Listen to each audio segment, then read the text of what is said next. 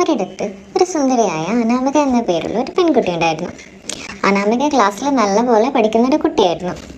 അവരുടെ ക്ലാസ്മേറ്റായ നല്ലപോലെ പഠിക്കുന്ന പെൺകുട്ടികൾക്കൊക്കെ ക്രഷ് തോന്നുന്ന വിനോദ് എന്ന ആൺകുട്ടിക്ക് അനാമികയോട് ഒരു ഇഷ്ടമുണ്ടായിരുന്നു. വിനോദ് ഒരു ദിവസം അനാമികയോട് അവനുള്ള ഇഷ്ടം അവൻ തുറന്നു പറഞ്ഞു. പക്ഷേ അനാമിക അത് സ്വീകരിച്ചില്ല. കാരണം അനാമിക പറഞ്ഞു അവളുടെ സുഹൃത്തായ രാഹുലിനോട് അവൾക്കൊരു ഇഷ്ടമുണ്ടെന്ന്.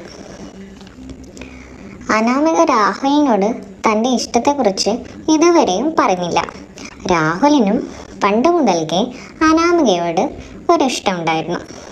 എല്ലാം തുറന്നു പറയുന്ന ഇരുവരും തൻ്റെ ഫ്രണ്ട്ഷിപ്പ് തകരുമെന്നോർത്ത് ഇരുവരും തൻ്റെ ഇഷ്ടം തുറന്നു പറഞ്ഞില്ല.